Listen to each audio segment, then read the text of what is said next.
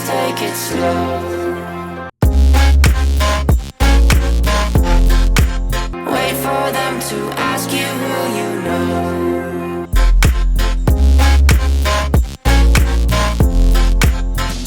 By the middle of 2013, Jon Jones had already torn his division asunder. Jones had not only smashed every challenger thrown his way, but he had often done so by dominating his opponents in their area of expertise. He submitted black belts, destroyed strikers on the feet, and hadn't succumbed to a single takedown. With no apparent weaknesses, his remaining critics mainly clung to an argument based on size and reach. Sure, Jones is winning, but the guy's like something out of the fucking circus. He belongs in Street Fighter 2 shooting fucking laser beams out his ass.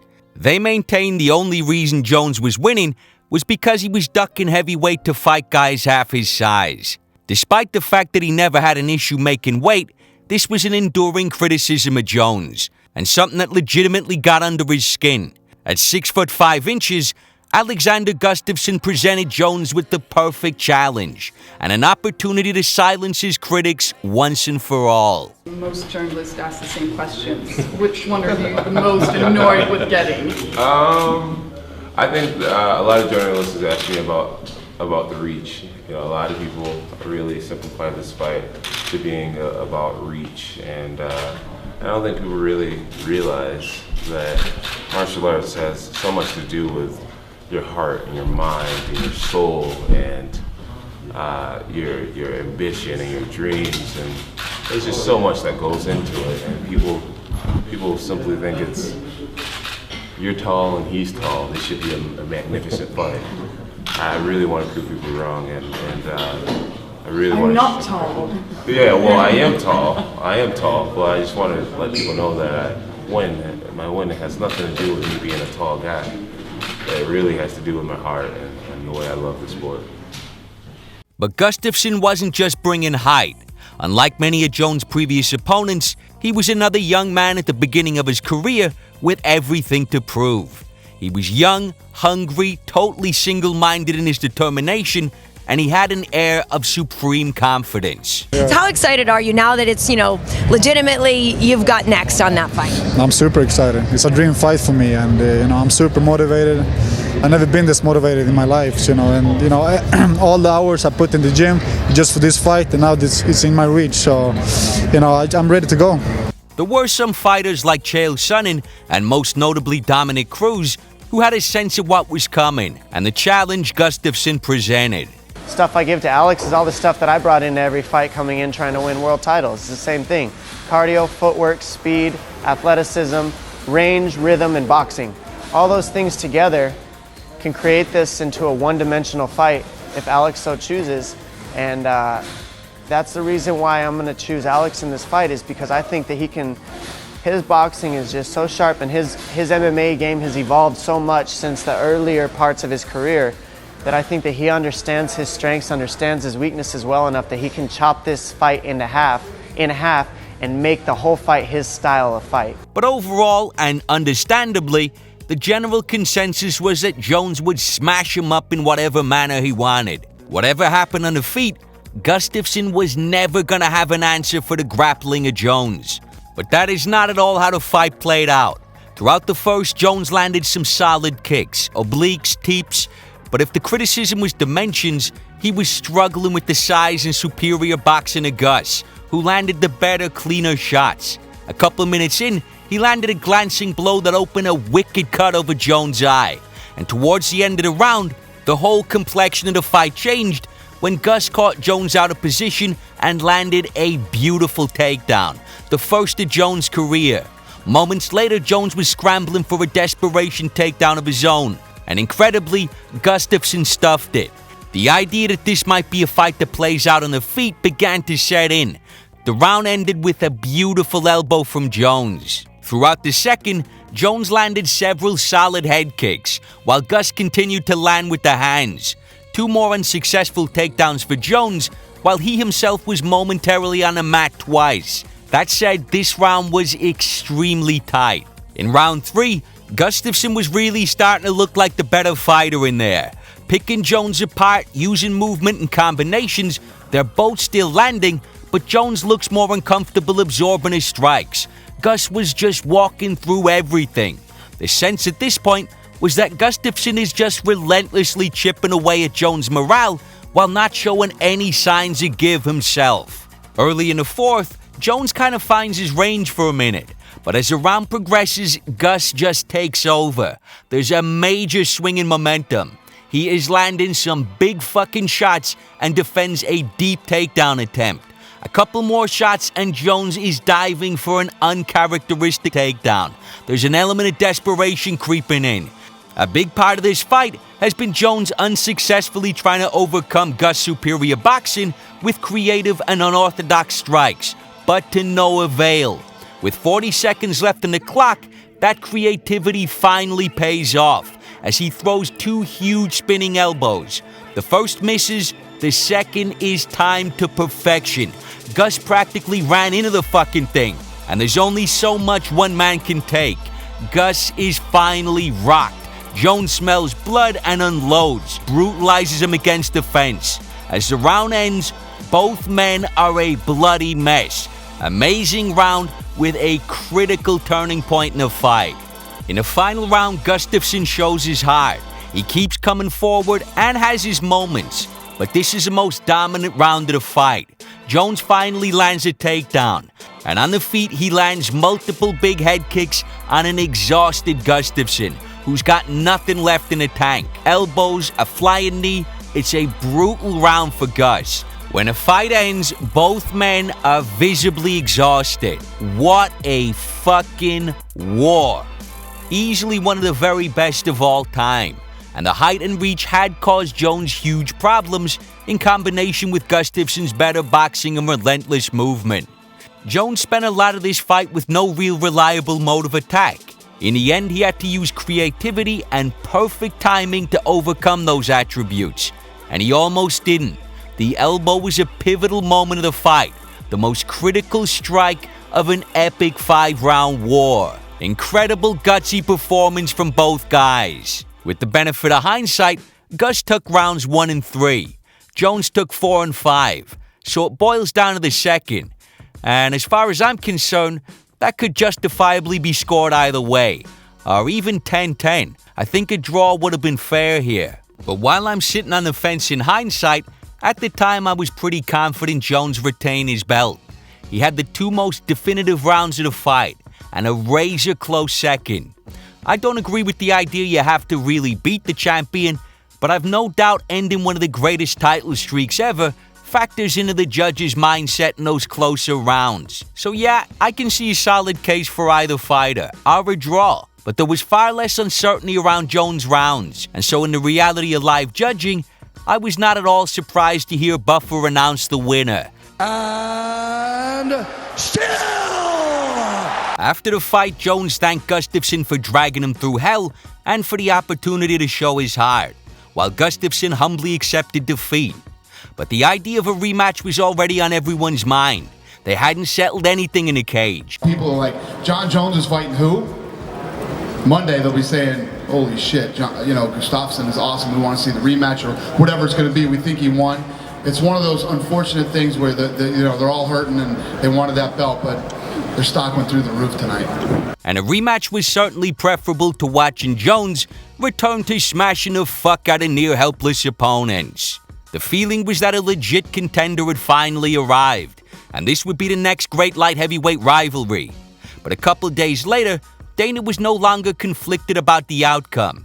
After rewatching, he now felt it was an uncontroversial victory for Jones. Jones won the fight. Jones won the fight. The judges made the right decision. It was a great fight. It was a close fight. It was a war. But the champion won. And so Jones went on to destroy Glover while Gus annihilated Jimmy Manuwa. And this set up a rematch for September 2014. Unfortunately, Gus pulled out, Cormier stepped in, and that was the end of the Gustafsson-Jones rivalry. Both men were about to enter turbulent times. The two paths diverged, and did so for far longer than anyone would have anticipated. There's just something sinister about the earth-shattering ultra-violence of a Rumble KO.